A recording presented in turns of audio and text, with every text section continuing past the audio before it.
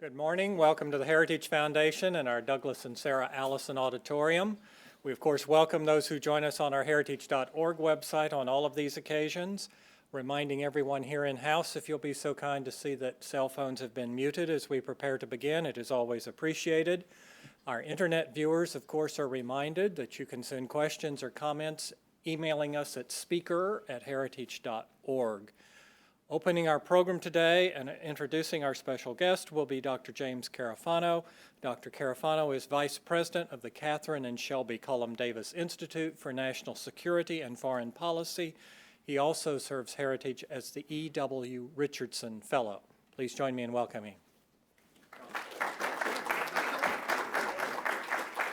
Well, first of all, let me thank you all for coming today. You're here because you care about the state of our national defense, so you are home. The reason why we do the Index of U.S. military strength really transcends what you think about the current state of defense or foreign policy or America's place in the world. It doesn't have much to do with who runs this place or even the thousands of people that support the Heritage Foundation. It has to do with the fundamental mission of Heritage, which is this belief in a strong in providing for the common defense, for the fundamental obligation, the Constitution, the fundamental duty of government to do this fundamental and essential duty. And so the index is meant not to be prescriptive, not to advocate any specific policy or course of action. It is meant to do something which we've actually never had in this country over our long history, which is just an attempt to objectively understand the level of U.S. military power in regards to the missions and purpose for which the military is assigned to do. There is no annual assessment that does that. There is no non-governmental body that does that on an annual basis. And we have made this commitment, which I can assure you is no small obligation on our part to produce this document every year as an authoritative, nonpartisan assessment of the state of military affairs. And we're honored to do it. It's our privilege to do it. I won't say it's always fun, and certainly the people that do it won't say it's always fun, but this is something that we absolutely believe in. The other comment I wanted to make is our hopes for this document, is that this essentially becomes something that people can use to develop their own ideas about how to make the country safe, free, and prosperous in the future. And to that end, we have two items out there if you have a chance to pick up, both of which in some ways could not have been done without this document. Because this document says this is kind of the world as we are. And if you have a vision of going to different places, you need to understand that so you can build a credible, reasonable case on why you think something is important. So two of the issues that we've looked at recently is looking at the level of ground forces and where you need to go in the future.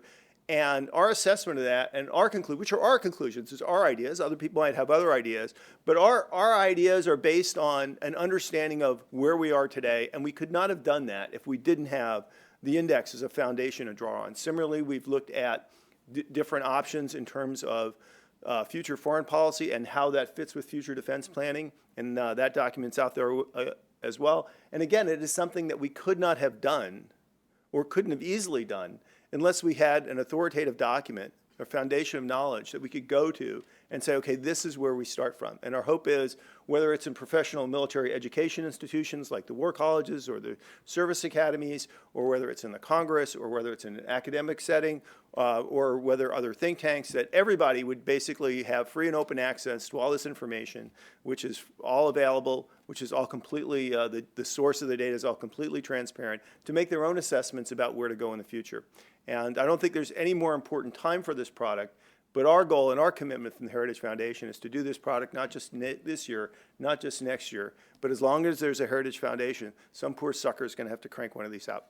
And speaking of the poor sucker, I would like to introduce who'll be leading the discussion of the index and the findings, Dakota Wood, who's my colleague here at Heritage, who is the principal editor of the U.S. Index of Military Strength. Dakota is unfortunately a graduate of the Naval Academy. Apparently you can't do anything about that. Once it happens, there's no way you can change that, so we're kind of stuck with that. But I've come to learn to live with it. He had a distinguished career in the U.S. Marine Corps. He's a graduate of the Special School of Advanced Warfare, right? At the Marine Corps. And if you know anything about the Marine Corps education system, they only pick the best of the best to go to these schools. He has a master's degree from the U.S. Naval War College after a really distinguished military career, including operational deployments all over the world. He has had a very distinguished career in defense analyses. Like me, he had a tour at the Center for Strategic and Budgetary Assessments before coming to Heritage Foundation. He is one of the most widely anticipated defense columnists in the country. So people look for when his stuff comes out and they want to read it because he has a reputation as one of the really clear-thinking and really forward-looking analysts of defense in this country. So we're really lucky to have him to lead this effort. He stands on the top of about, what, 50 people, right, with a very long whip, and because this is really a product of all the research teams at the Heritage Foundation, because in this is not just an assessment of defense, but also threats, political issues, economic issues. So there's an enormous amount of research, and that includes not just the Heritage team, but a wide array of experts that we draw on across the national security and foreign policy community to try to make this as objective and authoritative as absolutely possible. So couldn't have been done without him. Honored that his name's on the cover of the book. He's done a really tremendous job, and so please help me in welcoming him.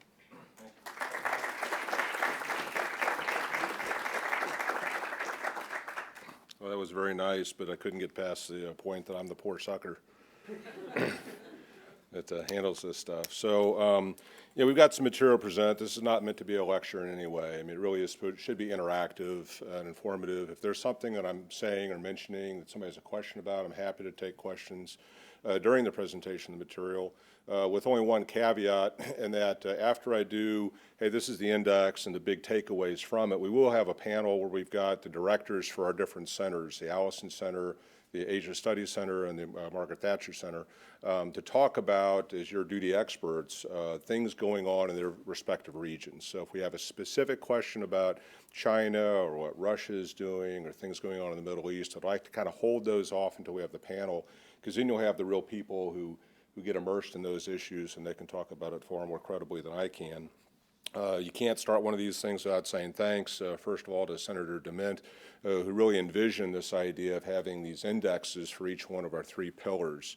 We've got the economic index, certainly we've got the index of culture and opportunity, which is more domestically focused, and then the third one that talks about foreign affairs and all issues military and national security is the one before you. So that was really the spark. It was further shaped then by Jim Carafano, who was just up here, and we've had some great guidance by David Addington as well to make sure that it was intellectually honest, that it was research-based, and had a lot of integrity that kind of came through with that. So those three people really were the forefathers of this whole project. I also want to give special recognition to Brian Slattery, who has just been the workhorse this year. I mean, there's an untold number of details that have to go into making this thing possible, and he's been the real power behind the scene working on that.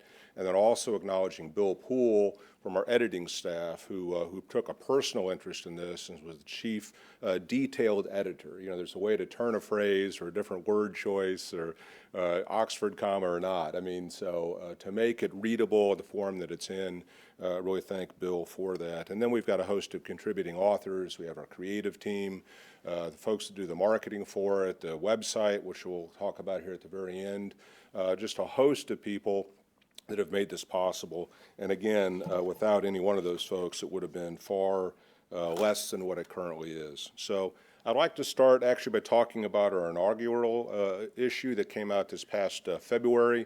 It really did well. We had somewhere, I think we're at 80,000 unique visitors to the website, in addition to the 1,000 or so copies that were distributed around the country. It's been referenced by folks in Congress and even some of the presidential candidates who are currently on the stump. A lot of interest by what we call our grassroots, just Americans across the country in various groups, usually conservative, but others as well, that have either called us or wanted copies of, or we've given presentations to, so very well regarded. We don't think that there are any secrets in this. I mean, we're not just parroting, but through our own research coming to conclusions that a lot of other people are coming to as well. So various think tanks, public policy institutes, academic organizations, military service leaders have been talking about the condition of the U.S. military and the nature of the world. And so we think that what we're saying isn't following a pack, but we feel encouraged that the conclusions we come to, other people are seeing as well. And we hope that we're adding to that discussion and bringing attention to the state of the U.S. military and whether or not it's well-positioned to serve United States security interests in the world in which we live. I think there's fairly broad consensus across the D.C. environment, which we highlighted in this first edition, 2015, that we've got a steadily shrinking military, that it's getting older and more worn out, and yet the world is a more troubling place. And those are kind of divergent paths, right? You don't want a more troubled world and more challenges to your interests when your military is on a negative downward slope. But that's kind of the consensus we've seen, and you've probably seen that out of the House and Senate Armed Services Committees and much other discussion on this particular topic. So that's what we try to highlight in the first one. Again, it was very well received. And so then it brings us on to, if I can get my clicker working here, to the one that we currently have. And as Jim had mentioned, it's the only independent assessment of the state of affairs for the United States military and the world in which we're living and the various threats. So when we started thinking about how do you assess the military, well, referenced against what? I mean, it's, is one soldier enough or do you need 1 million, right? So we really had to parse out what are enduring U.S. national security interests, that's defense of the homeland, the ability to resolve a major conflict that could destabilize a region in a way that was injurious to U.S. security interests, and making sure that the world kind of operates as it needs to, largely for U.S. interests, but also for interests of peoples all around. So these global commons, the seas, the air, the use of space. You wouldn't want somebody trying to exercise hegemonic control of one of those commons that people, other countries use to execute trade, to travel, to have goods and materials and resources go from place to place. So we wanted to make sure that the U.S. was in a position to properly address that as well. So then we looked at if those are the interests, who can challenge those interests, who provides a threat to those interests, and where do those challenges occur in time and space, So you could pick any country. What is the United States' interest in that area or that country? Is there a threat in that area to U.S. interests? So we parsed through all of that, and we focused that when you look at interests, major threats that rise to this top level of threatening critical interests, it really only occurs in 3 major regions, and that would be Europe, the Middle East, and the Asia-Pacific region. So it doesn't mean that Africa, Latin America, et cetera, aren't important at all. It's just that there aren't threat actors that rise to that high threshold. So that was helping us to focus and discipline the process, to look at where interests, challenges to those interests intersect, and then kind of assessing what that geographic region is like. Is it easy or difficult to operate in that area given infrastructure and allies and those kinds of things? What's the nature of the challenge? Is it worsening? Is it lessening? There can be a lot of rhetoric, but not much capability behind that rhetoric, to actually pose a threat. So we wanted to get that as well. And then finally, you get to the U.S. military itself, right? Is it big enough? Is it modern enough? And is it ready enough to go out and do the things that we would ask of it? And so, again, as Dr. Carafano had mentioned, this doesn't forecast. It's not a predictive tool. It's not saying what the state of the world and U.S. forces are in 2030. It's a snapshot in time. So I view it as a report card that a period of time passes, work has been done, conditions have changed, so where are we at, right? So what we did was we looked at the preceding year, 2015, and we said this is the state of affairs. Now, an analyst, somebody in Congress, the American public can look at that and say if it's not where we want it to be, what options do we have available to change that, to improve things? So those kinds of prescriptive things, those solutions, are really where the debate occurs. How much money do you want to spend? What are your approaches and strategies? How do those things intersect in time and space, to serve U.S. national security interests? But we thought the tool we could provide would be this report card or snapshot of current conditions. And the final point on this slide, really talking about what we are measuring and what we aren't. So if you tried to measure the totality of U.S. military power, everything from the industrial base to infrastructure, recruiting and training, all the logistical support things, common user items like supply and fuel and how do you operate a port or a harbor, you would never get to where you want to be. So we thought a great surrogate measure is just looking at the hard combat power. I mean, that's kind of how we think about military affairs. You know, how many brigade combat teams does the Army have? How many surface combatants does the Navy have? The Marine Corps thinks in terms of battalions. I mean, it actually operates with logistics and air and various combined arms, but it's kind of, you know, a measurement, or its metric usually is in infantry battalions. And similarly with the Air Force, it does all kinds of things with command and control and missiles and tanker fleets and all that. But when you really get down to it, it's tactical fighters. I mean, it's a great measure of where the Air Force is at.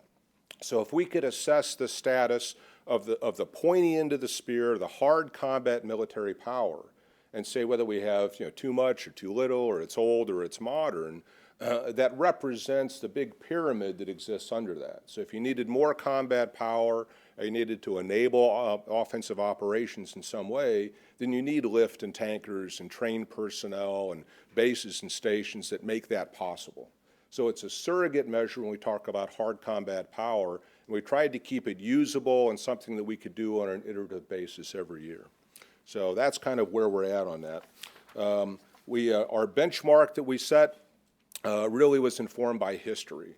So there are endless debates about how much one needs, and it can be driven by a political philosophy, by the checkbook that you have, by whether you think things are going well or poorly in a given region. And we thought, you know, history might have something to tell us, right? So we went back to just post-World War II, and we found that about every 15 or 20 years, the U.S. finds itself in war. Whether it wants to be there or not, it's a war of necessity or choice. History shows that we're there. You know, Korea, Vietnam, Desert Storm, Operation Iraqi Freedom. I mean, you lay it on a timeline, and that's kind of what we see. While you're engaged in these big contingencies, the United States has also historically had the ability to have military capabilities in many other parts of the world. So throughout the Cold War, we might have been involved in Korea or Vietnam, but you also had hundreds of thousands of forces, troops in Europe, you know, to act as a deterrent component to NATO as it stood against the Warsaw Pact and the Soviet Union. You had ships that were plying the waters all around the world. So it's not really the ability to fight two wars at the same time, because then people want to say, well, what two wars? Or we've really never fought two wars at the same time. But in a sense, we had. We had enough to handle a major conventional conflict and still have enough to provide that deterrent capability, that physical presence, forward deployed posture that reassured friends and allies, and really act to keep bad guys from doing things opportunistically. So when you total that up, there is almost an eerie consistency across time at the size of that force. So depending on, it didn't really depend on the technology, who held political power in Washington, the state of the U.S. national economy, the force stayed relatively the same. And then when you got into the early 1990s, you had a whole series of studies, from Les Aspin's bottom-up review, the quadrennial defense reports, the independent panels. And again, if you look at those, they all come down to about the same size force. So again, it seems to neutralize the arguments of operational concepts, threat vectors, how much money we're spending. History and repeated top-level studies come down to about the same conclusion, and that's what led us to these two war-capable size force of an active component of an Army of 50 brigades, a Navy of about 346 to 350 ships, an Air Force that had at least 1,200 tactical fighters based on how they've used them in times past, and then a Marine Corps that really based on demand needs about 36 battalions. So what that gives you is an ability to cover down in a major conflict, have your deterrent posture with the ability to handle another war if need be. That's why you deter others from taking advantage of an opportunity or the U.S. being tied up someplace. And then you've got some other elements. There's not 100% of your forces available all the time. So where do you get your experimentation from? Where do you get the rest and refit? Where do you take equipment and put it in long-term maintenance, right? So that's how we got these numbers, and it's where we got then our assessment for measuring where the military is at now compared to what we think it should be, and this is our recommended force for the active duty component. As we then get into it, this first slide just gives you a snapshot, a wave top of the assessments, and I've got about 4 slides after this that get down into a bit more detail. So if you were to take something away from this year's index, in these three areas, the world, is it easy or difficult to operate? And we found that in general, it's a generally favorable place. We got lots of friends, there's mature infrastructure, we have experience in various regions, and so it makes it easier to go someplace and do something than if you're going into hostile territory, a very austere environment, if you've never been there before. So in general, it's a pretty favorable place. In terms of the threats, things grew darker in 2015, and there were some reasons for that. We've seen advances by North Korea in ballistic missile technologies. They have a second model now that can range the United States, and based on its design characteristics, most folks presume that it would be capable of carrying a nuclear warhead. We've seen advances by Iran with their ballistic missile technologies as well, greater involvement in a lot of the mayhem in the Middle East, and then certainly Russia and China, what they've been doing. So, China with its island building campaign in the South China Sea, and much more provocative and aggressive in these contested areas where many other countries have interests as well. And then one can't ignore what Russia has been doing in Ukraine. It's now involved in Syria, been selling weapon systems or preparing to Iran and so many other actors. So if you look at the pattern of these things in 2015, the threat environment worsened over that period of time. And then with the U.S. military, no secret at all, these continuing budget caps have the force shrinking. And since you can't modernize as easily, and yet the operational tempo is very high, what you do have, you're using up at a much more rapid rate. So it continues to shrink, get older, more used, and readiness rates are down. So then just a bit of detail here on the operating environment that I mentioned.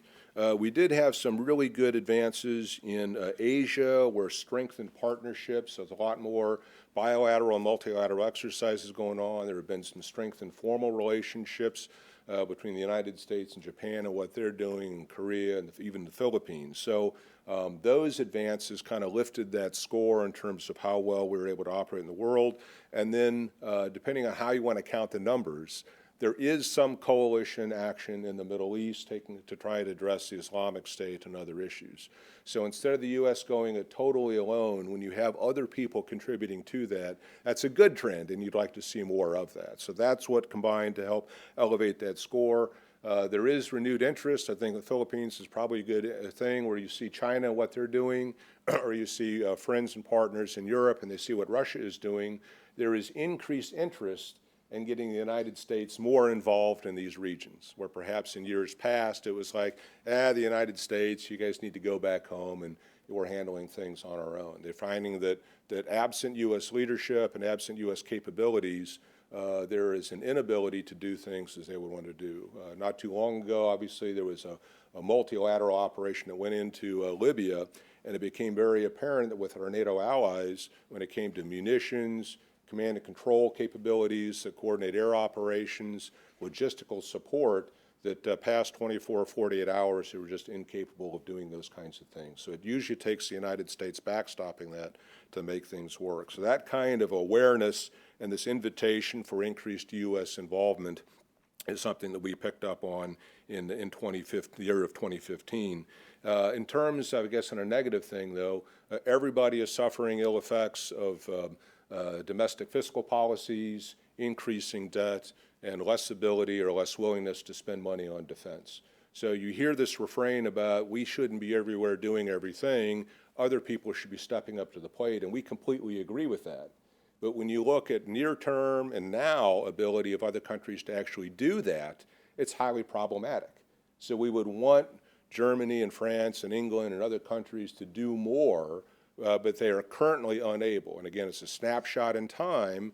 We assess the year as it is, and other people are as hamstrung, perhaps more so than we are. And so if we're depending or making our interests dependent on the ability of other people to throw in, then we operate at risk. When we talk about threats, these are some of the things I've already mentioned. Russia and China have become more worrisome. I'm often asked, what's the greater threat? Is it Iran, North Korea, Russia, China? And it's kind of all the above, but in different ways. So if you have an erratic regime in North Korea, as we would normally interpret that, there's a rationale from their perspective, but you see these spikes in activity. You see development of a very long-range missile that can range the United States, with one purpose, to carry a nuclear warhead. Well, it's not thousands of warheads, but one in an erratic actor's hands is very troubling, and what they're doing in that part of the world is very troubling. So that's a very acute kind of thing. But when you look at what China and Russia bring to the table in terms of state capacity to be able to operate at scale across continental-sized land masses with large inventories of munitions and very robust and mature capabilities, it's a different kind of threat. It's more enduring and more profound. So we've seen advances on both fronts, and I guess it's up to the reader to determine which one is more worrisome in their own view. Certainly, we've seen lots of terror groups, the Afghanistan, Pakistan-based area. Do one of these groups pose some kind of massive threat to the United States directly? No. Do they have the potential to destabilize governments, to cause additional problems within Pakistan, which is itself a nuclear power? Yes, and that should concern the United States. When you look at the Middle East and the Islamic State, we don't see battalions of Islamic State jihadis coming into Cincinnati, right? But again, regional destabilization, the export of terrorism into Europe and possibly in the United States itself, that is a concern. So these threats take different forms. They have different characteristics. They're all of concern, and at some level, they all threaten critical U.S. national security interests. And again, not being predictive, but it doesn't seem that things are getting better anytime soon. As we look then at the U.S. military itself, I've already mentioned these continuing funding restrictions and how they are impacting forces. So if operational demand doesn't decrease, and we continue to have airplanes flying, soldiers deploying, ships sailing in different waters, and you have to defer maintenance because the demand is high, the number of platforms I have is small, and so I can't take things offline to put them into long-term maintenance, then I'm using up the lifespan of that platform far more rapidly. If I have to cycle individuals and units with greater frequency in and out of theaters, it tires out the force, it wears it out. Just a few years ago, the Army had 45 brigade combat teams. Now they're down, I think, almost to 32 at present. So when you think of that kind of decrease in the capacity for doing things, again, it's quite a worrying trend. When we looked at the Army in particular, in the 2015 index, they were at that marginal or that middle kind of score, and because of this decrease in capacity for operations and, again, wearing out the force and their inability to recover from that, they have actually dropped into a weak category. It's the first time we've seen an individual service in that state of affairs. In terms of the Air Force, F-35 program is in development. I mean, they've kicked out something like 140 of these in production, right? But the airplanes that are actually usable are almost at the end of their usable lifespan. So in terms of the modernization or the health of the service in that terms, it's very worrisome. Their ability to have adequate funding to maintain readiness, both in flight hour programs for their pilots and maintaining the equipment, the platforms that they have, is also on a worrying trend. And that shifted them from the last year's score, which was strong, to that middle category of marginal. And again, the indicators don't look too healthy for the Air Force as well. Shifting then to the Navy and the Marine Corps and our nuclear capabilities, funding also continues to be a problem. So I mentioned being ships. If you only have 272, what the Navy says they need is 308 to meet demands. We think they need somewhere up in the mid-300s, 340s, 346, 350 by some other accounts. So 272 against at least 308, and more likely needing 340. They just don't have the ability to take ships and put them into the types of maintenance cycles that are needed. So they're rapidly wearing out their ships. The crews that are out there deploying on a near constant rotational basis are also getting tired, and this accumulates problems over time. And trying to recover from that is very difficult indeed. For the Marine Corps, for many, many years, they were at 27 battalions. They're now down to 23, and yet the demand signal for Marine Corps units, special purpose Marine Air Ground Task Forces, units deployed aboard ship, the kinds of bilateral training exercises that the Marines are routinely involved in, if I have fewer units able to do that and the demand signal stays high, again, you're on wearing out the force. So the Commandant of the Marine Corps has said that they are on a perpetual 1-to-2 deployment to dwell ratio. That means that a unit goes out for 7 months, comes back for 14 and goes right back out for 7. They would prefer to have that a 1-to-3 or even maybe a 1-to-4 ratio, but with a few units, large demand signal, it's the same kind of problem the Navy and the Army are seeing, and fewer units trying to do more things, and you just can't sustain that forever. When we get into the nuclear capability, the delivery systems, the bombers and the missiles are pretty good shape, but there's no modernization going on. There's no new designs going on where, in the case of Russia and China and others, they're thinking anew. They're developing new kinds of capabilities that we might not be aware of because we don't have the same kind of innovation in our infrastructure. The physical infrastructure is decaying, and I think most worrisome are all, if Michaela Dodge were here, I don't think she is here, is she? We'll talk about the talent pool. So it's hard to attract new talent and fresh thinking into an industry, or a sector that isn't doing anything new. And so the actual skill sets and the intellectual capabilities of our nuclear enterprise is also on the wane. And that's something that really needs to be addressed, and again, very difficult to bounce back from. So when we talk about then in the conclusions of this year's assessment, we think that in real world terms, the ability of the U.S. military to go out and do things is approaching what we would call a one-war capability.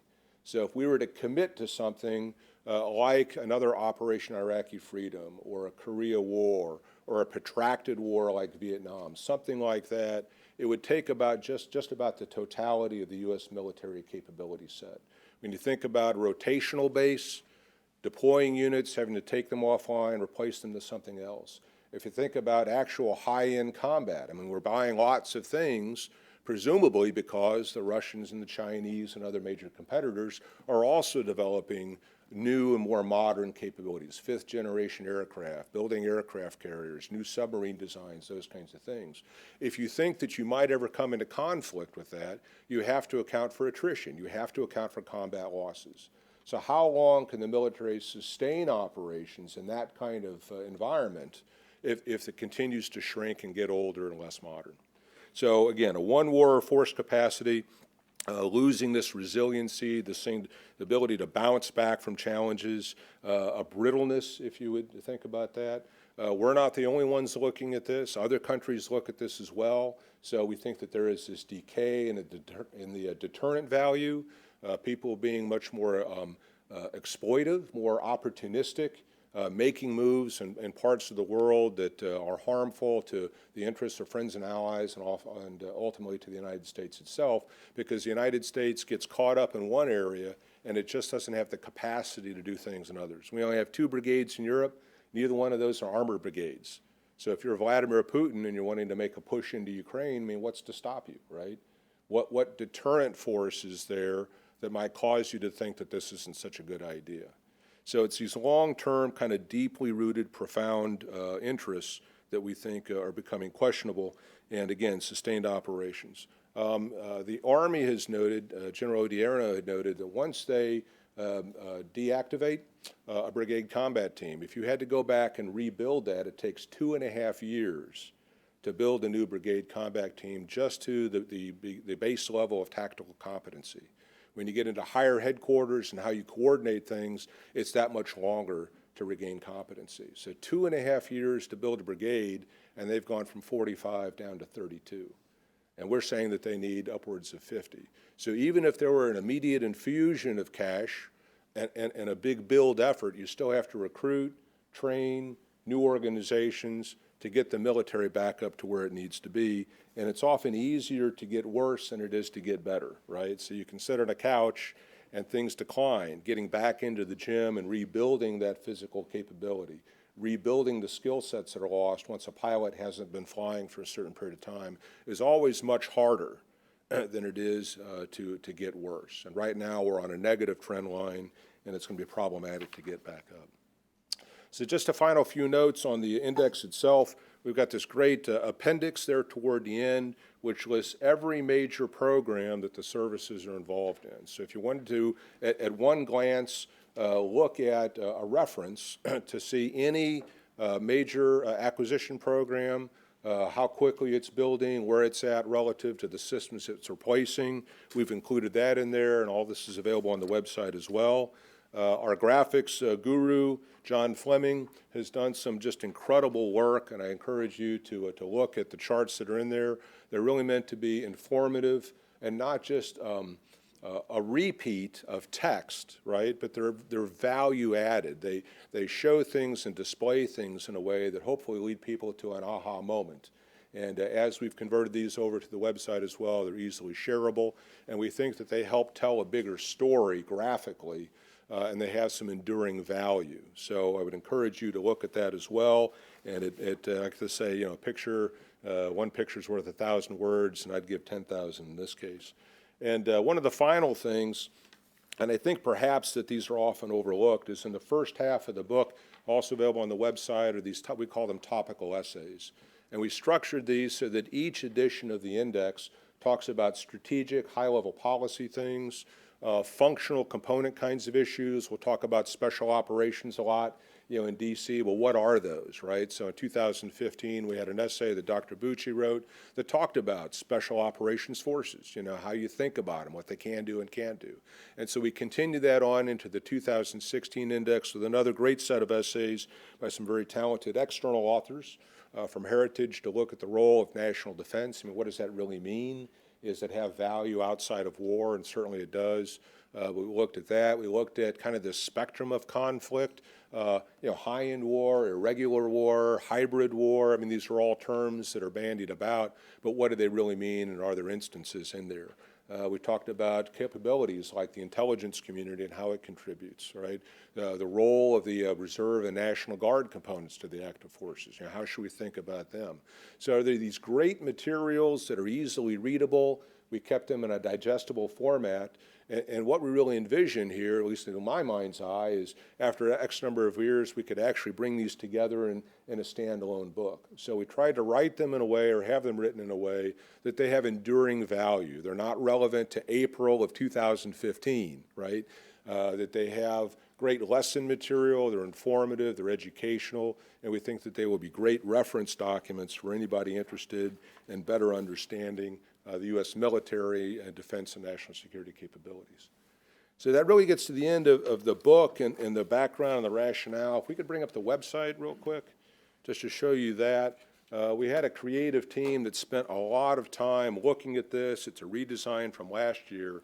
And if you'd scroll down a bit, it's been reformatted so that it's usable not only on a desktop, but increasingly people are using handheld devices, tablets, those kinds of things. So it scales as appropriate. All of the materials that are in the book are found on the website.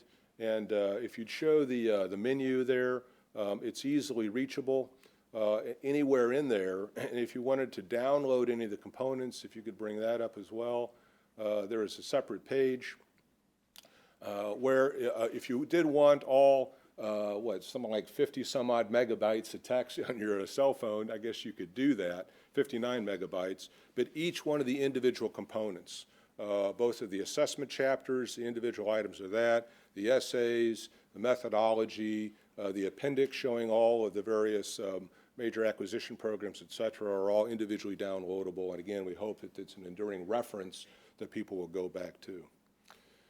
So that's a real, well, I say quick, hopefully you haven't seen anybody nodding off, but an overview of the 2016 index, the big takeaways, the rationale for it. Do I have any general questions on the index itself? If not, we can go to the panel. Any questions at this point? Okay, yes, sir. And do we have a mic or anything? Are we using those? If not, it's a small room. But I know we do have a lot of web viewers on here. Hi, my name is Hassan Sheikh. I was just wondering, is there any discussion of whether or not to include a cybersecurity module in here, or is that in another index? We have that discussion all the time. Dr. Carafano is really intent that we'll get to that point. The problem we have is so much of the reality of cyber issues, especially in the national security, national defense realm, are highly classified. I mean, there are tools. There is the status of your own, what you're trying to protect, your ability to penetrate somebody else's, your understanding of what everybody else is up to, very closely guarded. We draw all of our material from open source. It's all publicly accessible, and so we don't get into any classified materials, even though some of us still kind of work a little bit in that business, right? So if we wanted to be value added to that discussion, we want to be able to say something more than you would read on the front page of any of the newspapers or, a blog post that somebody might throw out there, right? I've had it described to me that on a scale of 1 to 10, we're at a 3 on defense and a 7 on offense. Well, what does that really mean, right? So I think until we can figure out a way to provide value-added, meaningful, substantive contributions, we will probably not have it in here. In the 2015 index, we did have an entire essay that talked about cyber, terms of art, tools, what is malware, what is our structure, in terms of personnel and budgets and those kinds of things. So we did have an essay on it, but I think we're comfortable at the moment of grading us, That would be revealing a lot of things that currently, folks that we're aware of just aren't ready to get out there into the public domain. But it's a great question and certainly an understandable one. Yes, sir. Thank you. In last year's index, and I haven't, of course, read this yet, but it doesn't seem to be any different. There seems to be no discussion of the shape of modern warfare. Sure. In other words, when you talk about two-war capability, what sort of wars are you talking about? Right. Is there any interest in providing that sort of discussion in this index or in a separate publication? Yeah, we actually did get into that, and in the 2015, Dan Goray provided a great essay on this whole kind of two-war force-sizing construct, right? So a valid criticism is, well, the United States has never been in two major wars simultaneously, right? And so what I was trying to talk about a bit earlier was it's not that you would be in two wars, but if you only had the ability to handle one, then you're completely tied down. Somebody else then can act opportunistically, you have no deterrent value, or you self-deter because you realize that if you did commit, you've got nothing left, right? So this capacity for handling two major engagements. And then what we just talk about in that is, well, what does that really mean?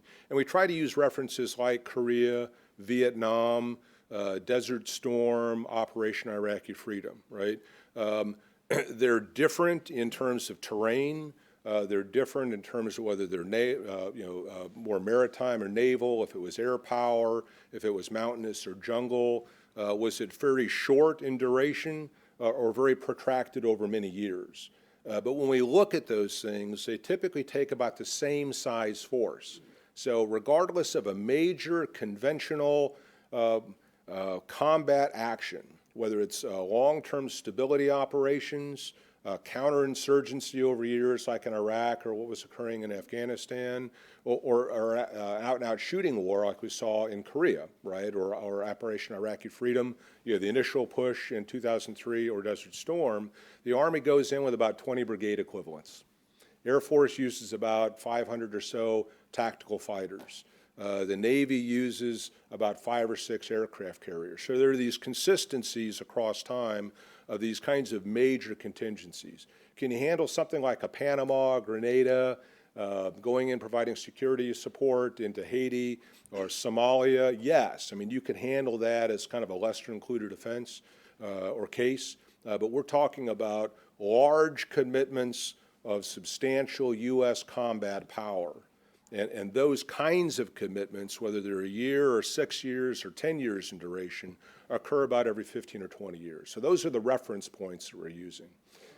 For example, what about land forces in a conflict with China? Well, yeah, exactly. I mean, and so that's the thing. So if you had an inherently naval air or maritime air domain in a conflict with China, that's one kind of thing. But you could see a return to land warfare in Europe if Russia continues to push in. It's been threatening some NATO countries up in the Baltics. Certainly Poland is quite concerned about things. So we didn't want to try to predict what the next conflict would be. Is it inherently naval, air, land forces? We say over time, and what history shows is you have a complete inability to accurately predict, right?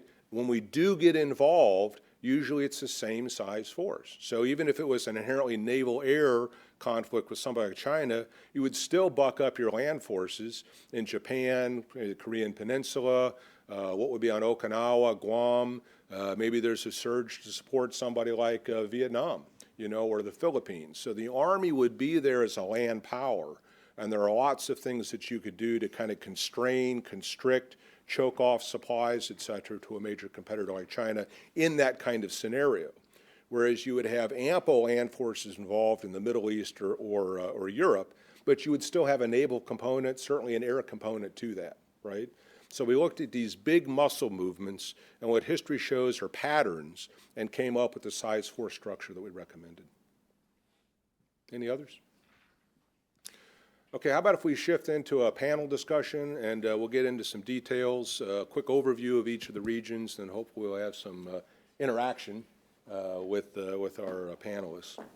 So as they take the stage, we have Niall Gardner coming up, who heads up our Thatcher Center on transatlantic European relationships and all. Russia's in that portfolio. We have Walter Lohman, who heads up, director for our Asia Studies Center.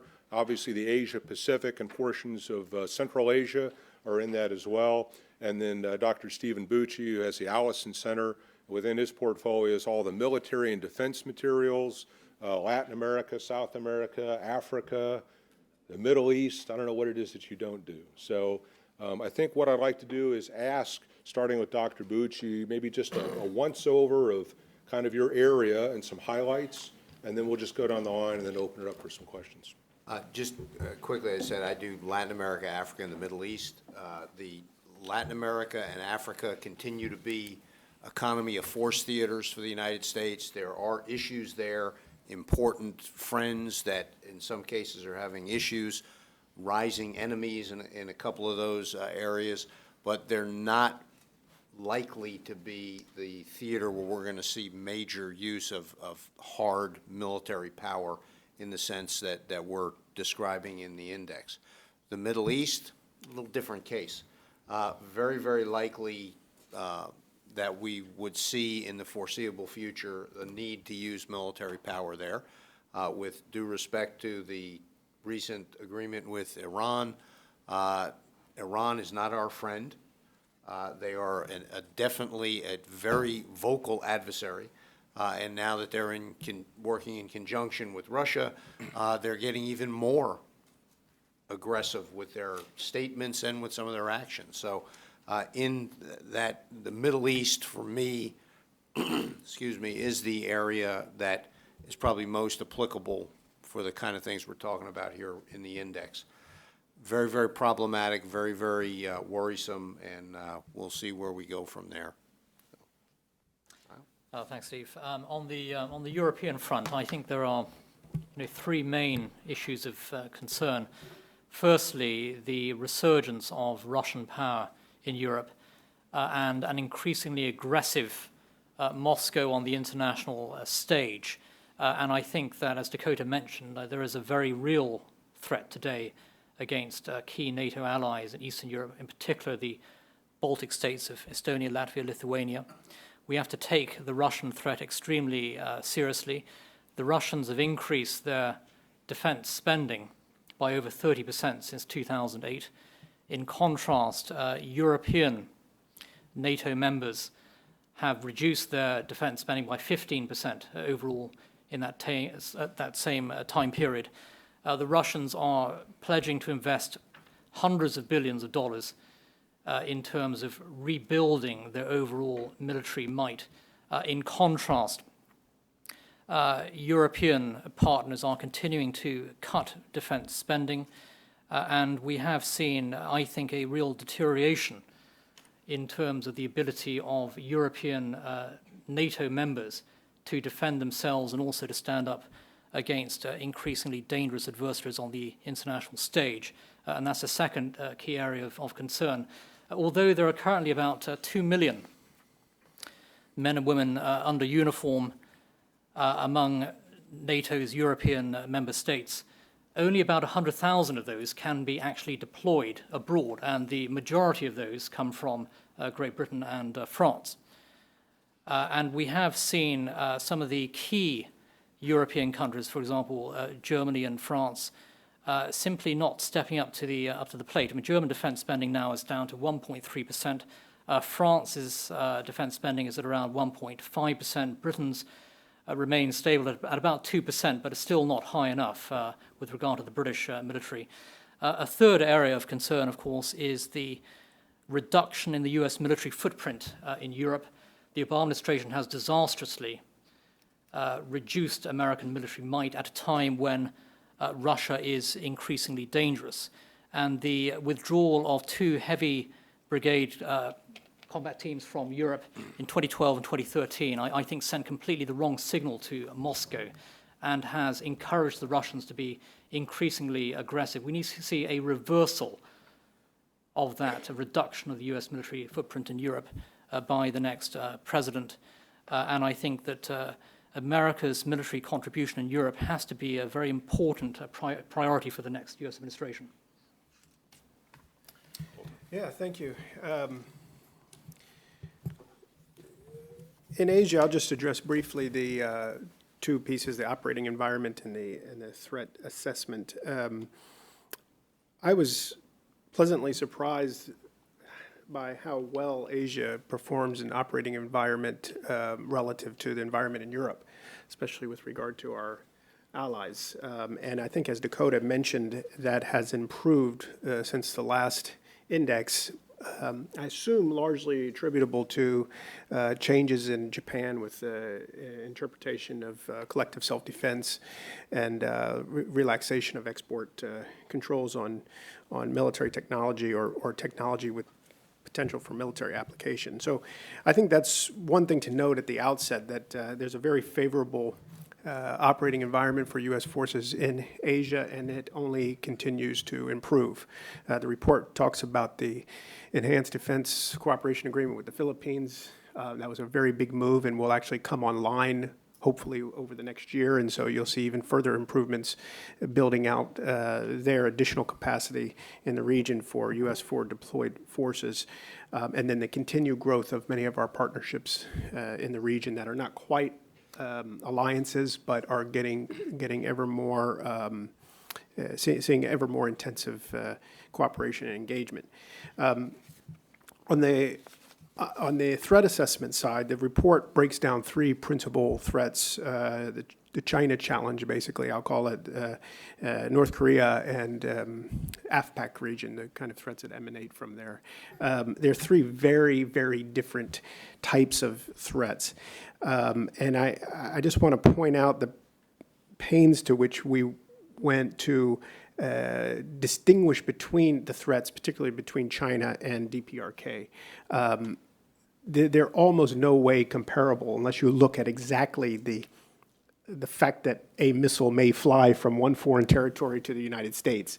And that very specific thing, they may be similar, but in so many ways they're different. The relationship that we have with China involves threats, but it also involves a tremendous amount of cooperative activity, mostly on the economic side.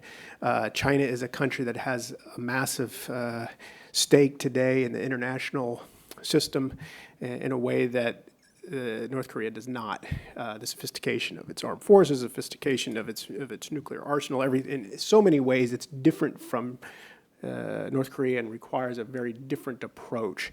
On the other side of that, the threat from North Korea is real. It may be more real than what we face with the Chinese in many ways, because the Chinese threat is so complex and actually tied up with a lot of opportunity. Very little opportunity with North Korea. It's all threat, and it's very specific, and it's very much focused on their nuclear weapons arsenal.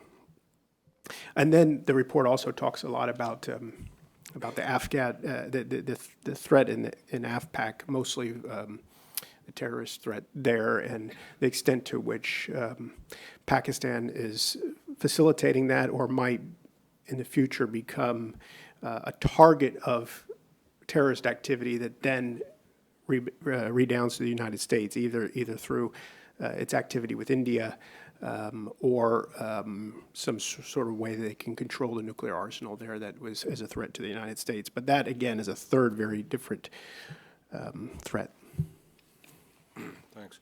I did want to address one question we got in from one of our web viewers, David Smith. It said to the panel, but maybe it's just to me, I'm not sure. It had to do with military procurement, which we do not address at length in the index at all. But the question was, how do the services fix the procurement process so that the platforms can be delivered on time and at cost? The delivery, cost, and technology controversies on the F-22, F-35, DDG-1000, and littoral combat ships does not help the argument for increased funding. Well, you know, when you look at waste and problematic programs, why would you want to give one more dollar to a system that seems inherently broken and almost impossible to fix? So we agree with the challenge on that. I would say to that it's a problem that is recognized. Congressman Thornberry, Senator McCain, Secretary Carter, Deputy Secretary Work are all working very closely together to fix that, to find some kind of reform in the acquisition process, and just recently shifted in a major agreement a lot of the responsibilities for acquisition back to the military services with the idea that there'd be greater visibility, more responsive to the operating forces by something might be held at the service secretarial level, and increased accountability. So that's one example where the services, the defense establishment, and Congress are really joined together in trying to figure out how to get greater value for every dollar invested. Again, complicated. There are a lot of incentives to continue business as normal. I think there's a lot of wishful thinking that the military services articulate some desired magical capability. Industry says we can deliver that. Everybody believes it, and then you find that you spent twice as much, it's taken twice as long, and you get half the capability. So it's a pattern that's extended for decades. It's widely recognized, and all I can say at this point is that everybody involved in it is trying to work to solve that. So hopefully it's probably not a satisfactory answer, but it's the best one I've got. Steve, did you have maybe some? Okay. Any questions for our panelists on regions? Yes, sir. Yes, I would like to ask if in this index, if you have considered the enemy's mind, penetrating his mind, because what is happening now in our country, in their mind, is just a form of war already. The spending cuts or many things happening we don't account for a war are in their mind act of wars. It's not by chance that we are in retreat. Would you consider the possibility of investigating this area? Yeah, actually, I might toss this to Walter. Walter was instrumental in coming up with the methodology we used, trying to determine how we define a threat, you know, and in the mind of your competitor, I mean, it really has to do with intent, right? So I don't know if Walter may want to talk about that. Well, I think the way, and you may want to add to this, but I think the way that we dealt with that was by not addressing intent directly, because it's such a subjective thing to try to determine. We looked at capability. Threat is often portrayed as capability versus intent, you know, capability combined with intent. We tried not to focus on intent. Instead, we focused on behavior. We just looked at patterns of behavior over the last year and tried to sort of infer what would happen, you know, or what that meant as to the threat to the United States. I think intent is really beyond the scope of our effort here, and there's a lot of people around town that do a very good job of trying to assess that. But I think for our part, we wanted to look at the most concrete things that we could possibly focus on. Not because what you say is not valid, very much so, but it's just beyond the scope of the report. Just in addition to that, you know, we had a lot of discussions, which was why the first index was several months late getting out, because we were trying to find what can we do in a document like this, what is achievable in something that grew to 350 pages. And one of the things where we made the cut line was we were going to keep looking at hard power, not so-called soft power or smart power, other. Not that those things are not valid. Diplomacy is valid. Psychological operations are valid. Using informational warfare, incredibly valid. but we wanted to try and keep it on the hard power side just to make it doable in a package that was there. So we've touched on it a little in why that was left out in the first one. We'll probably have to continue to make that argument because it's valid forms of war, and we have enemies. I know our colleague Dean Chang, who writes extensively about China, he's all over the Chinese informational warfare capabilities, and we have some other allies like ISIS, people like that, who are using that sort of thing very effectively, in some cases more effectively than us, with regard to using the internet and things like that. So we look at it just because it's impossible to miss it. It's right there, but it's not. We're not ready to make a separate section or to really dig into the kind of things I think you're referring to, Hermes.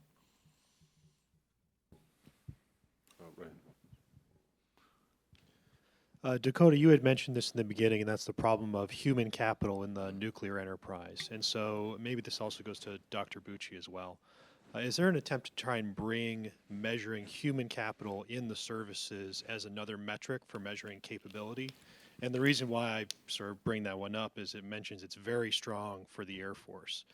How does that metric stand with sort of reported shortages for fighter pilots and a lot of the retention problems they have in the RPA community, just as an example? Yeah, so one of the challenges of assessing anything is figuring out what you can actually measure and assess, right? So you could look, as an example, statistics on associated with recruiting. You know, how much of the population is even eligible? What are the ASVAB, the Armed Services Vocational Aptitude Battery Tests? What are those scores? Do you see increases or decreases? What percentage of the force is college graduated or college educated? I mean, so there are a lot of these metrics that go into assessing manpower. As you kind of walk that line, what that really trickles up then into is a unit, and is the unit ready for action? So if my units are only at 80% strength, it must mean that I'm not able to recruit into that force, or I can't get people through schools and fill certain billets. I can't get enough people into cockpits, to fly airplanes or to drive ships or what have you, right? So these readiness ratings of units really capture a lot of these contributing elements. Do I have enough people? Do I have enough people is driven by, can I get enough people? With the certain qualifications and certifications that are needed. Do I have enough money to push people through the training packages, firing enough rounds at a range, enough flight hours in the cockpit, those kinds of things. So we spent a lot of time thinking through these measures of capacity, how much we have, capability, which is a surrogate for modernization. Is it a modern capability or an antiquated capability? And then the readiness of the force. When the Chief of Staff of the Army says that only 1/3 of his brigades are ready, there's a whole lot that goes into that. They're either not materially ready, they don't have the right personnel, they might have the personnel, but they don't have enough time in the range to actually develop the skills up to levels of proficiency. So all those things kind of bubble up into it. So it was that we really had to exercise some discipline ourselves about where we drew the cut line on what elements that we address, and then hope for questions like this so we could, hey, we did think about it. It was just about a bridge too far, though, to account for every factor that might contribute into the readiness or capability or capacity of the force. And just before you ask, and in addition to that, one of the things we're watching for as we go through this is not allowing the government, if you will, because we draw a lot of our stuff from the services data, to make sure they're not hollowing out. We're saying, oh yeah, they still got 20 brigades, but yet their levels, personnel levels are so low that there's symptoms of other issues. So we're keeping that in mind within the context of what Dakota just described, so that as we go through this year by year, we don't end up painting a false picture. Yeah. To add to the complexity, if we say the Army needs 50 brigades, that's what we say that they need, so we score them capacity. But the Army actually has 35 brigades, a few months ago, and the Chief of Staff says only 1/3 of his Army is actually ready. Well, that's 1/3 of 35. It's not 1/3 of 50, right? So the actual readiness rate is actually worse. But how do I normalize that? So we tried to lay that out, and then hopefully people actually read the material and get at it. This gentleman up front, and then we had a lady over here to the left, and then you, sir. My name is Mitsuo Nakai, a member of Reagan Foundations up down in California. I have a couple of things. Number one, Chinese military budget has been on the increase for the past several years now, and it's, to me, it's very alarming knowing how the Japanese military budget, so just compare it to it. Number two, how real is North Korean threats to South Korea, to Japan, and so forth? If you can comment on that, Walter, I appreciate it. Sure. Both issues boil down to capability, really. In the case of China, yeah, it's been growing at 10% or more for 2 decades, almost without interruption, a couple of years here and there.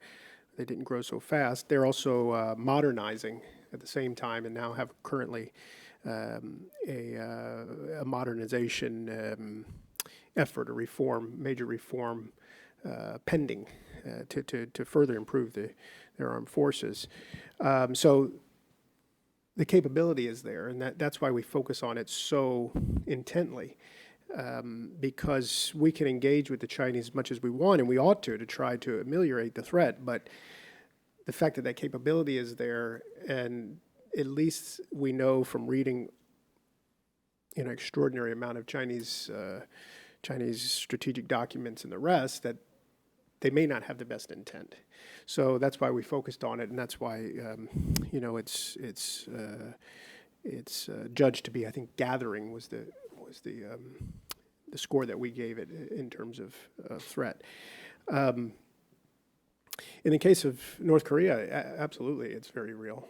This past year, you had two American military officers, one the head of NORAD and the other the head of USFK, testify that North Korea currently has the ability to miniaturize a nuclear weapon. And in the case of one of those gentlemen, one of those officers very specifically said they were able to put it on top of a weapon. So, and those weapons we know from North Korean missile tests can reach at least the U.S. West Coast and Alaska. So if they can reach that far, they've got other missiles that can reach Guam and can reach Okinawa and other facilities that we have in the region. So the North Korean threat is the much more acute threat. And if you want to look at intent in that case, or if you want to think of it as behavior, I mean, they have made explicit their intent many times that they are willing and ready to strike America, both on the homeland and in the region. So given the level of capability they have, I think you have to take that very seriously. They have trilateral conferences coming next week. Trilateral among whom? Conference China, South Korea, and Japan next week. Yeah. Well, I mean, that's important for them to continue to talk to each other. I don't think that, it's not really leading anywhere with regard to North Korea. But, whatever. You keep talking, and maybe one day Chinese will do something about it. But my own judgment is they do as little as possible with North Korea. They do just enough, really, to keep the Americans happy or reasonably deluded that they're trying. And then North Korea continues to do whatever it needs to do. But there's so much tea leaf reading in that whole equation that it's hard to make an independent judgment. Yes, ma'am. Thank you. Joanne Chen from Academic Sinica, Taipei, Taiwan. I have a question for Walter. You mentioned threats from China with opportunity. Can you elaborate the opportunity part? Is it more summit meeting, more military-to-military negotiation dialogue, and produce some CBM measures? Please. Well, I mean, the thing is with China is it's just such a massive presence now on the regional stage, if not yet entirely on the global stage.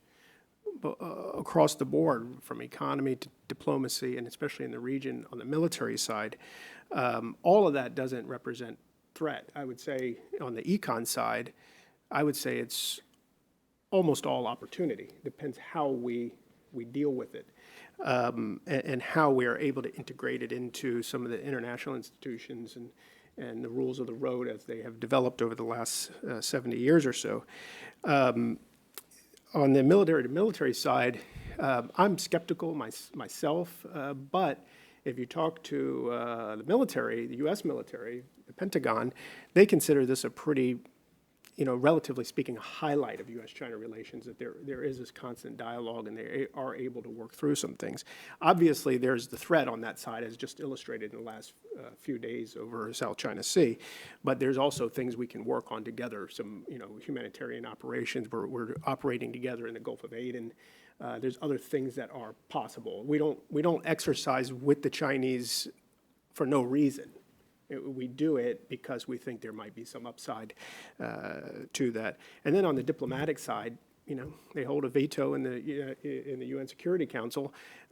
How important that is in the overall scheme of things doesn't matter as much as it is a stamp of authority on China, along with 4 other members, in terms of their importance in the international environment. So,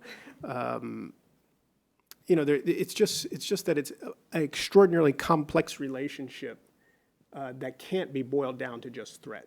If we do that, we're missing a big part of the potential for stability and prosperity and other good things that could be accomplished. Sir, you've been waiting a while. My name is Rudolph Pexons. The question is about the cut line.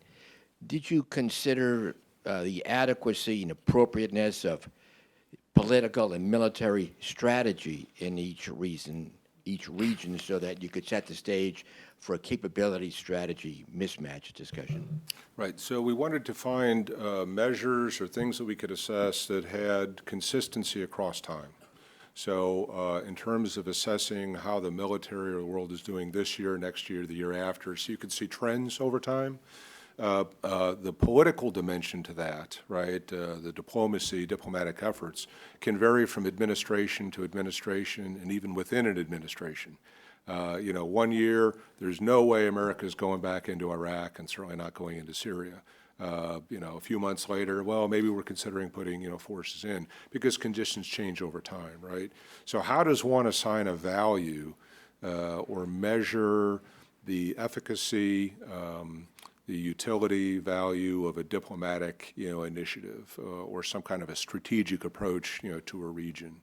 So what we tried to do was look at the 3 areas we did in terms of, the world, easy or difficult to operate, the nature of threats, are they behaving well or poorly, and do they have capabilities to back that up, and then the hard military capabilities. So we addressed in the index that there are these other elements like strategy, operational concepts, diplomatic, initiatives, all those things that are so important, to either keep something from happening or make something that does happen that much more effective.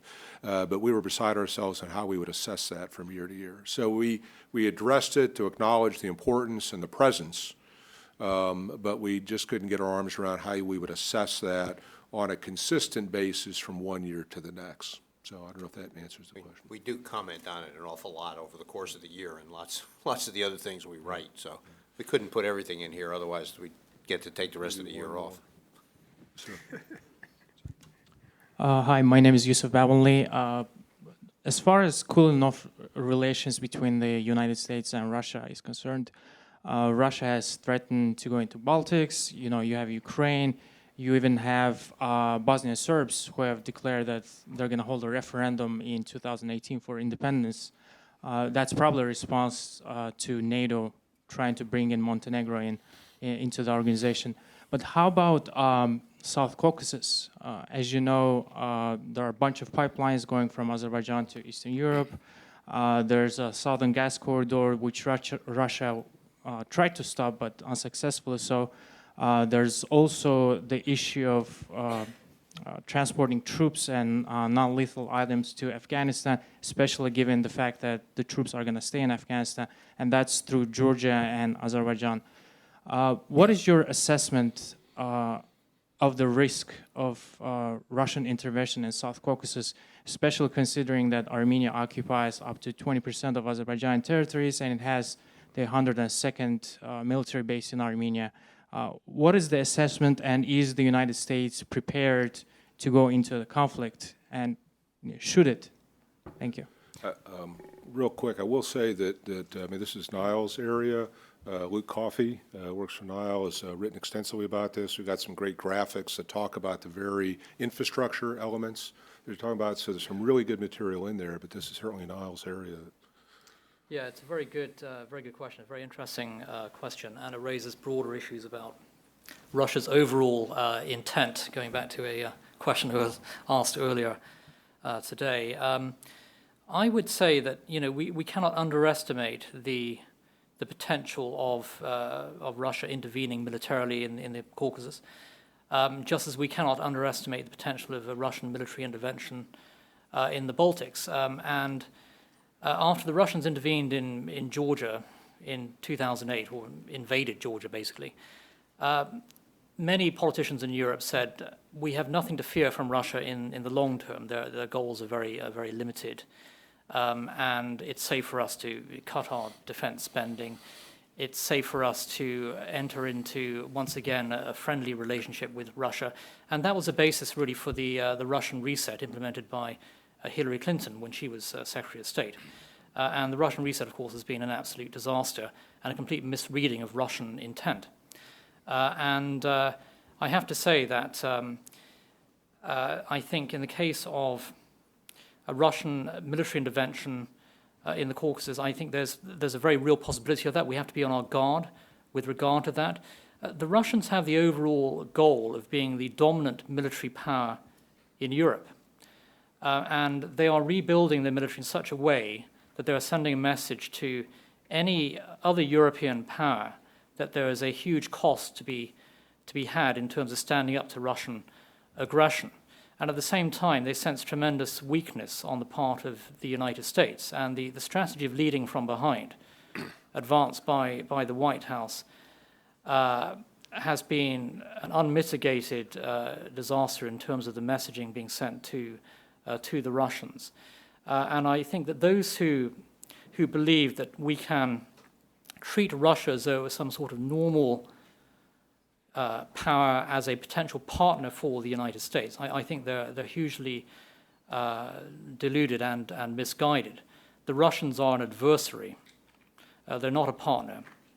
The Russians are increasingly hostile power, and their goal is once again the dominance of parts of Europe that they believe lie within their sphere of influence. That includes the Caucasus. It also includes parts of Eastern and Central Europe. And increasingly as well, the Russians believe that parts of the Middle East belong in their sphere of influence. And as a direct result of America's retreat from leadership in the Middle East, the Russians have taken advantage of that. And I think they're doing the same in parts of Europe as well. So we have to be on our guard. And although the index does not measure intent, we have to be fully aware of Russia's overall grand vision for Europe. And they're not playing games here. The Russians are rebuilding their military power for a distinct purpose, and that's to reassert what they see as Russian military dominance in their spheres. So we have to be prepared to resist that. All right. Well, thank you very much for this session. We get a round of applause for our panelists. I appreciate that.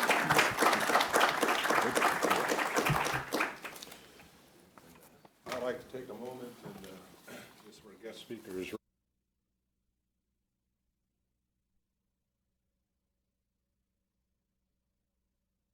About U.S. national security and defense issues. I'm particularly pleased that as a retired Marine, I get to introduce a fellow Marine, right? So it's just so appropriate. And if you'll bear with me for a moment, I wish I had the senator's pedigree and resume. So just very quickly note, the 8th senator from the great state of Alaska, and took office just this past January. Prior to his election to the Senate, he served as Alaska's Attorney General and Commissioner of the Alaska Department of Natural Resources.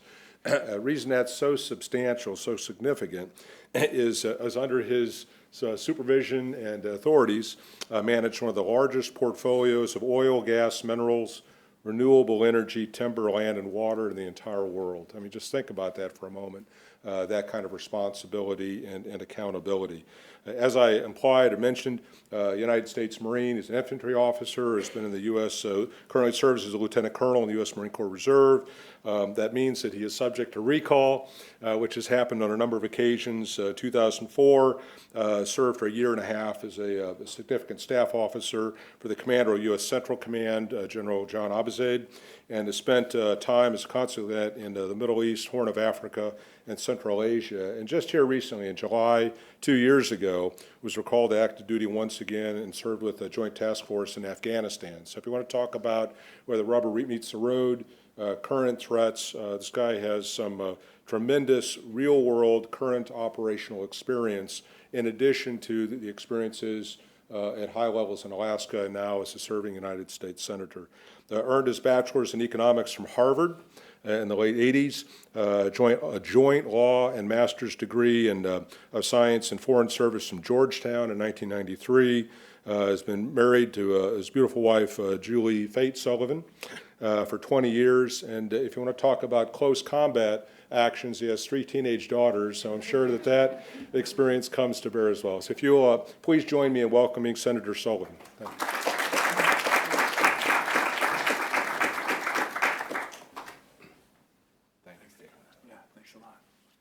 Well, good afternoon, everybody. Thank you, Dakota, for that very welcoming introduction. I'll tell you guys a funny story from the campaign trail. So I have 3 teenage daughters, as Dakota mentioned, and I was up until recently serving as a commanding officer of a Marine Anglico unit. That's like a Marine Recon Battalion. It was a reserve unit that I'd run for about a year and a half. Actually, I had to relinquish command when I got elected, so I just stopped serving in that command billet in February. And I used to have this comment that I would make on the campaign trail when my daughters were usually sometimes with me, saying, look, you know, I'm a proud Marine Lieutenant Colonel commanding essentially equivalent of a Marine Recon Battalion, and father of 3 teenage daughters. And I would always get to ask the question, what's tougher duty? I would say the father of 3 teenage daughters. Get a little laugh. And my daughters would come off the stage and say, Dad, don't tell that joke anymore. So, but it's actually great duty. I was actually just home with my middle daughter, had her 17th birthday. So on Saturday night, I was flipping burgers with 14 teenage girls in my house and my wife and trying to keep it all together. So, well, listen, I want to talk a little bit about, well, first, just thank you for what you do in terms of the U.S. military strength, the index on that. I think it's a hugely, I didn't power through the whole 300-page document, but I went through the summary, and I think it's a great service, what you're doing, and I really, really appreciate that. And certainly would be glad to talk about some of the things that were in there. But what I wanted to talk about this morning briefly, and then any questions or comments or suggestions, is another element of American power that doesn't always get a lot of attention, that I think is waning pretty dramatically right now, and certainly the White House, the Congress, need to work to fix it. And that's the element of American power that's U.S. credibility internationally, U.S. credibility. You know, in the realm of foreign policy, it's really the coin of the realm on how credible we are as a country when we take actions. And, you know, one of the other positions I filled previously, I was an Assistant Secretary of State in the Bush administration, had responsibilities on terrorist finance, economic issues, energy, global finance issues. So you see kind of what credibility means to us in terms of our power because it's a key element of power. So I believe it's waning. I believe it's waning in much of the world. Certain regions, it's waning worse than it is in others. And I think this credibility that's waning comes in a number of forms. Let me give you 3 examples of what that is. The first and the most obvious is when the president or senior cabinet officials make some kind of declaration on foreign policy or national security publicly, and then we don't follow through on it. It's pretty obvious. I won't go into the whole number of areas where that's happened, but for those who follow just the newspaper and the media, and like you, experts in foreign policy and national security, it's happened too much, and that hurts American foreign policy. It hurts our credibility. Let me give you a second area where we dismiss, whether it's the president, again, or senior officials, we dismiss advances by either adversaries or countries that are competing against American interests in the world, and we dismiss those advances with almost an out of, pocket, oh, don't worry, there's nothing going on there. The latest example is the Russians have moved into the Middle East. That's a sign of their weakness. The President of the United States said that. Okay, nobody believes that. Nobody. Ask people in Baghdad or in Damascus or in other places in the world if they think that that looks like a sign of Russian weakness. So I think when senior officials make that kind of statement, it diminishes our credibility because it's really not a credible comment. In the third area, in terms of diminished credibility, is when we've made historic, huge accommodations to what have been traditional U.S. Adversaries. Let me give 2 examples, Cuba and Iran. And then after making those accommodations, you have leaders of those countries making further either anti-U.S. statements, like Mr. Castro did at the UN, if any of you saw that speech. Pretty dramatic speech after what we've been doing, what we've been offering up to the Castro regime. And, of course, you have the example of Iran, where you have the Iranian deal that certainly the President and Secretary Kerry have been not even insinuating, essentially stating, hey, this is going to help us in terms of making them behave better, making them be more cooperative, the Iranian leadership. So what's happened since that deal was approved, or not approved, I'm going to get to that in a minute, got through the United States Congress? Well, I don't think we've seen a lot of cooperation. We've seen the Iranians sending troops to Syria who are coordinating with the Russian air power. We've seen a Washington Post reporter being convicted of espionage. We've seen the leaders of Iran essentially say Israel should no longer be in existence in 25 years. And we've seen the Iranians clearly violate UN Security Council Resolution 2231 and the Iranian deal itself by shooting long-range ballistic missiles. So that's where I see credibility waning. Let me talk about 3 areas that kind of illustrate this in different ways, in different measures. First, I was just talking about the Iran deal. I was somebody who was very opposed to it. I was someone who actually had experience as a Marine in terms of having seen some of what the Iranians were doing in the Middle East, but also as an Assistant Secretary of State with the portfolio of going around the world really to build up the sanctions regime against the Iranians. So had been focused on this for a number of years. One element, though, I think that hasn't been reported on as that deal has moved forward is the issue of what happened in the Congress. I think it goes without saying that American foreign policy is strongest when the executive branch and the legislative branches are working together. If you look at the Constitution of the United States, it sets it up that way, where different branches of the federal government have different elements of power in terms of our national security and foreign policy structure. And if you look at the history of our country, on most big, important national security and foreign policy issues and agreements, on almost all of them, if you look back in the history, we've typically had strong bipartisan executive and legislative agreement on key national security and foreign policy agreements in the history of our country. This, and we were looking at it and doing some research, and maybe Heritage can confirm it with us, is the first time, I believe, in U.S. history, the Iran deal, that a major foreign policy agreement that the United States is enacted with other countries has moved forward not on the basis of a bipartisan majority in the Congress, but a partisan minority. And when countries see that, that certainly does not help our broader credibility. Let me give you a second one. There's been a lot of discussions about what the Russians are doing in the Middle East. As John McCain said in a hearing yesterday, you know, where we've moved back and they're moving in.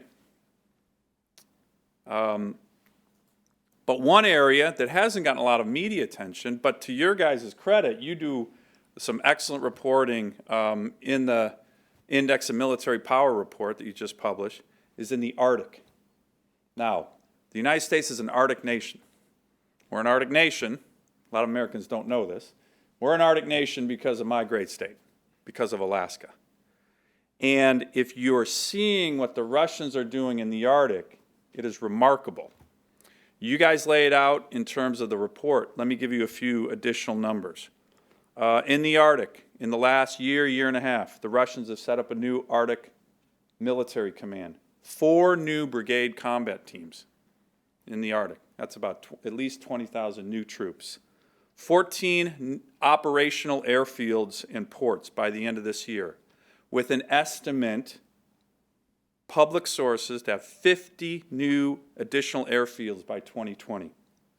A 30% increase in Russian special forces in the Arctic, 40 icebreakers, with 11 more looking to be built. The United States has 2, 1 is broken. Huge new land claims in the Arctic, increased long-range air patrols with their Bear bombers, since the most aggressive incursions into Alaska and California and the rest of the West Coast space since the Cold War. And here was a military exercise in March of this year that caught the U.S. military by surprise, off guard, that had the following participants in terms of the Russian military: 45,000 troops, 3,300 military vehicles, 41 naval ships, 15 submarines, 110 military aircraft, and several elements of Russian Western military districts' elite airborne troops. That's a huge Arctic exercise in my neck of the woods. And we were not really even aware that it was going on until it started. What are we doing in the Arctic? Well, Alaska has a lot of military forces, but the Department of Defense is looking to get rid of the only brigade combat team in the Arctic that is airborne capable. So Russia's moving in big.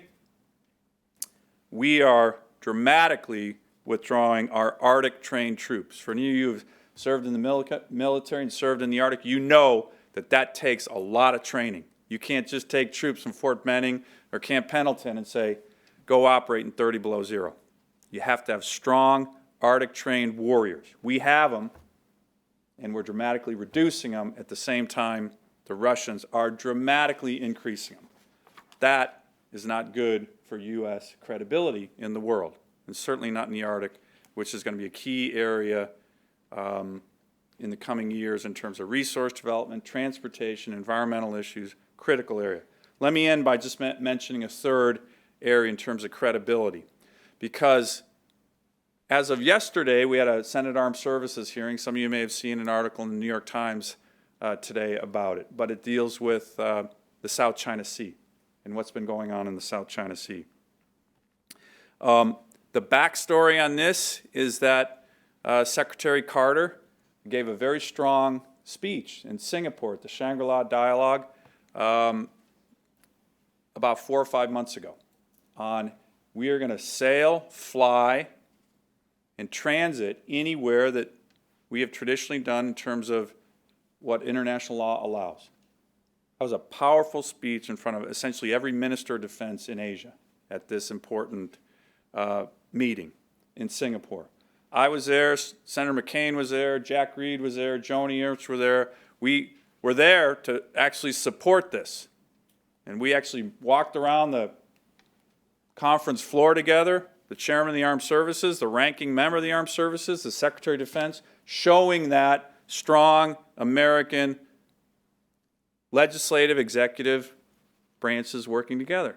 That's important in Asia, for sure. Then what happened? So we make a strong statement, and we wait, and we wait, and countries are waiting, and there are leaks in the paper saying, oh, we're going to do this. We're really going to do this. And we had a hearing yesterday. I was going to ask some questions to Secretary Carter. What are we doing here? Why are we undermining our credibility? You made a strong statement. Now let's act.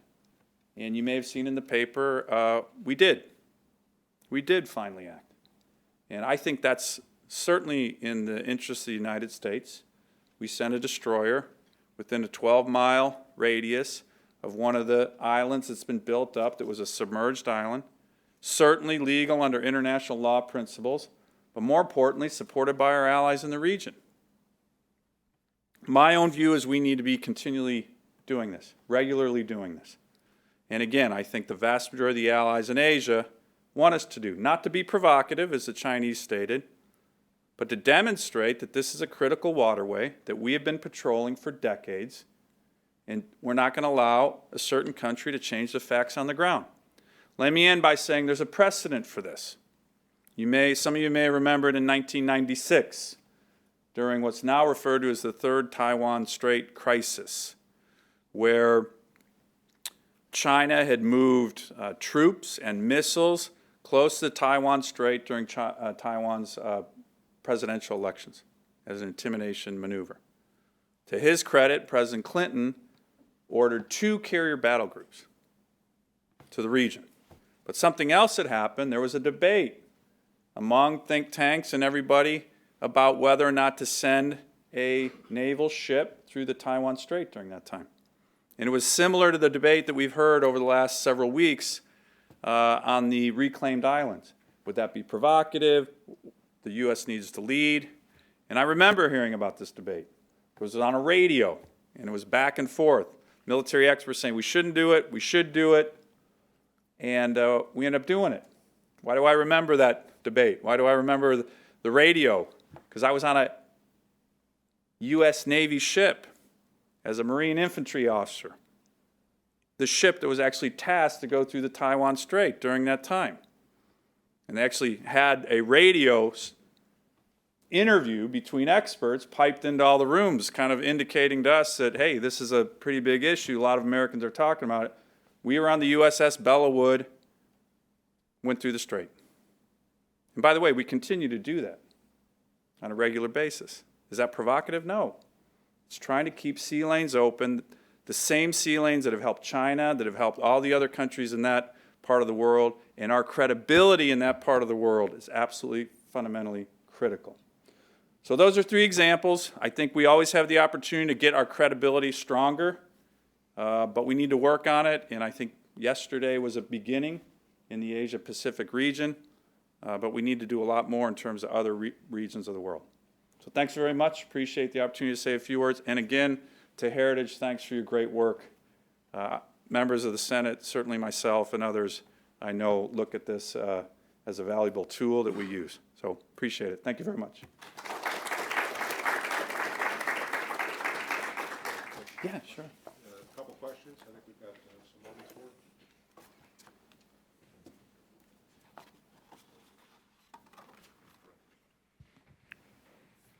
Thank you, Senator, for your intervention and the clarity of your vision about what is happening.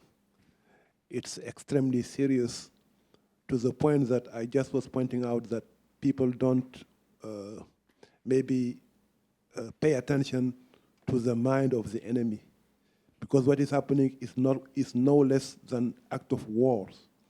What would be your comment about this affirmation that the waning credibility is actually unseen but well-known forces that are trying to make the U.S. weaker, not through military force, but through psychological and psychic actions?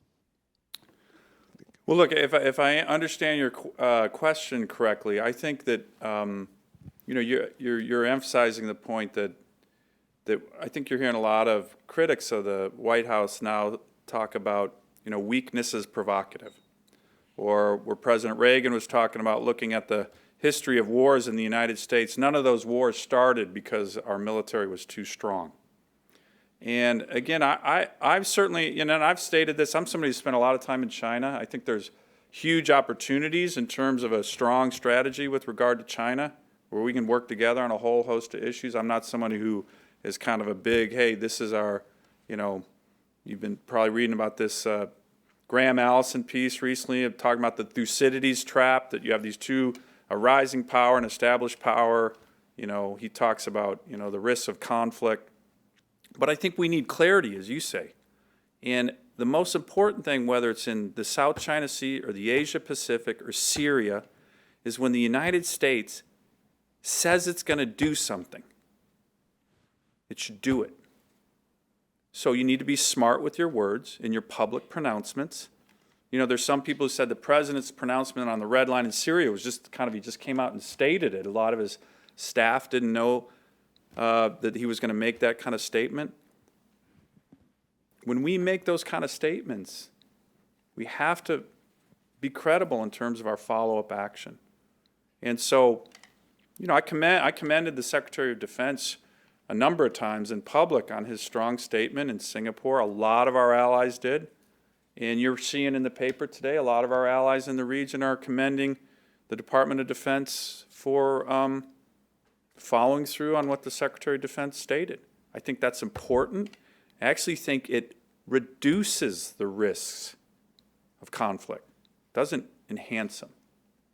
So, but we need to do that in other parts of the world as well. Yeah. I'm sorry, on what? Oh, the veto of the NDAA? Well, look, the chairman of the Armed Services, both on the House and Senate side, and a number of recent vets held a press conference about a half hour before the president was going to veto the NDAA, and essentially said, Mr. President, you don't need to do this. You shouldn't do this. And, one of the things that I emphasize, having been in command of a reserve unit recently, is that if you don't think that these kind of actions in Washington impact the morale of the troops and their families, you're wrong. So I get the Marine Corps Times every week, and I read the Marine Corps Times just to, have an update on what's going on in the Marine Corps. And there was a big article just last week about the president looking to potentially veto the NDAA, and it was a big article saying, don't do this, Mr. President. We're still a nation at war. No, not everybody's 100% pleased with what's in the NDAA, but that's a really important, very bipartisan document. It passed, bill. It passed out of the Armed Services Committee with huge bipartisan numbers. It passed the Senate floor with over 70 senators voting for it. And the real irony is that he vetoed it because he didn't like the OCO spending, the Overseas Contingency Operation spending, and now the budget deal that the president and some of the leaders in the House and Senate have just agreed to uses OCO funding to fund our military. So his big principled stance on the veto looks a lot less principled now that there's a budget deal that the President of the United States agreed to. I think that's going to be very difficult for members of either the House or Senate not to vote to override his veto, because the whole reason that he vetoed it is now gone. So I'm still very hopeful that both the House and the Senate can override that veto. Yes, sir. Thank you, Senator. You gave us several numbers as far as the Arctic goes. Yes. How much time and effort are we talking about when it comes to catching up with Russia? Because just thinking about the icebreakers, 40 Oh, yeah. it's a lot of time and effort. How much money? How much time? Well, look, I raised this issue with Secretary Carter and General Dunford yesterday in a hearing before the Armed Services Committee. I've been raising this issue ever since I came to the Senate, actually. And Secretary Carter has admitted, he certainly admitted in his confirmation hearing, that we're late to the game. You've probably seen there's actually been a lot of press on what's going on in the Arctic. But all of them have the same theme, that we are late to the game in a strategic area. So what was one positive development, we had strong, unanimous bipartisan support in the Armed Services Committee for an amendment that I put forward to require the Secretary of Defense to lay out the threat assessment in the Arctic, the national interests of the United States and our allies in the Arctic, and importantly, put together an operations plan for the Arctic. We have no O plan right now. As a matter of fact, the Department of Defense's Arctic strategy is a 13-page document. 7 of the 13 pages are pictures. Climate change is mentioned 5 times, and Russia is only mentioned once in a footnote. It is not a serious strategic document. So we're changing that. I think the Department of Defense I just got Secretary Carter and General Dunford's support yesterday to work strongly with the Armed Services Committee on this O plan. So we're getting focused on it, but as you mentioned, whether it's icebreakers or other areas, we're way behind. Even the President was in Alaska in August. Even the President in remarks talked about this icebreaker gap and how we need to close it. So even the White House is starting to get it, but you know, from my perspective, the most important thing they can do right now is to rethink the strategic mistake they're making by removing the only brigade combat team. It's not just the only airborne BCT in the Arctic, it's the only airborne BCT in the entire Asia Pacific, right at J-Bear, Alaska. 5,000 very, very well-trained troops. We get rid of them, we're sending the wrong message, whether it's to Mr. Putin or the North Koreans, and we should reverse that strategic mistake. Okay. I'm reluctant to cut off the senator. I'm fearful of cutting off the U.S. No. Okay, hey, thanks again, and keep up the great work. Really appreciate it. Thanks again. Yeah, hey, thanks a lot.